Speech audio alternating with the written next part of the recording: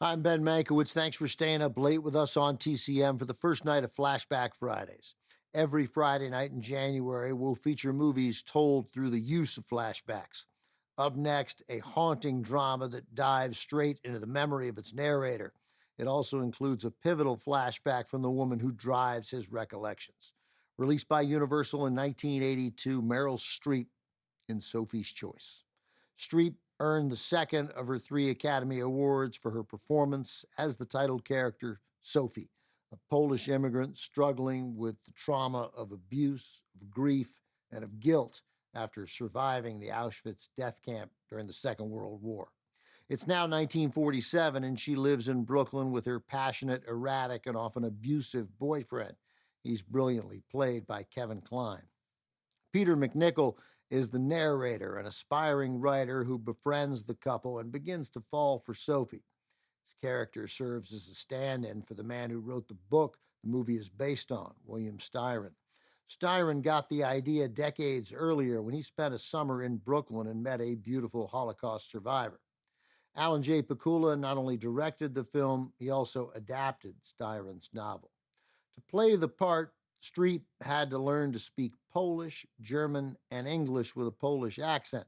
Now, Meryl Streep had tackled and conquered foreign accents before, but this was the film that put the world on notice that her proficiency in that aspect of her craft was unparalleled. She would never say this about herself, but for all intents and purposes, she was flawless. It's one thing to get the accent. There are certainly other actors who could have done that. But to get the language skills perfect while also managing to imbue Sophie with all this aching humanity seems to be particular to Meryl Streep. She made Sophie one of the most complicated and tragic characters of the era. Meryl Streep won the Oscar for Best Actress, coming 3 years after winning a Best Supporting Actress Oscar for her similarly astounding work in Kramer versus Kramer. Here it is from 1982, Sophie's Choice.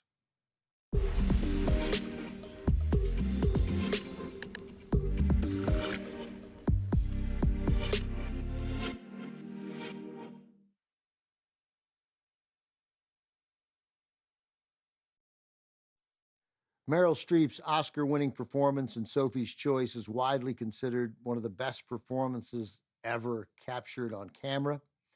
Streep has said that as a mother, she knew it would be far too painful and emotionally draining to repeat that gut-wrenching scene where Sophie has to make her unfathomable choice, so she did it in one take.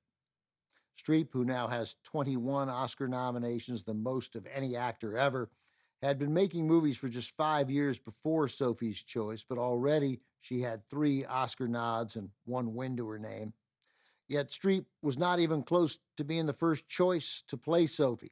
William Styron, who wrote the novel, favored Ursula Andress for the part. Andress is Swiss, and Styron thought she could play a Polish woman with more credibility than a native English speaker. Director Alan J. Pakula wanted Liv Ullmann, who's Norwegian. Barbra Streisand was also interested in the role. Meryl Streep, though, wanted the part badly, and she proved to Pakula that she could do it. All movie lovers should be grateful she convinced Pakula she was the right choice. Coming up, through flashbacks, we learn all about an unscrupulous Hollywood producer.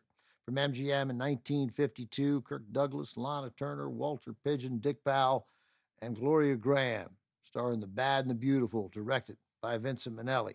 It is next on Turner Classic Movies. Next on TCM, The Bad and the Beautiful. Then Penny's Serenade. And later, Ocean's 11. TCM's Skating on Thin Heist tonight.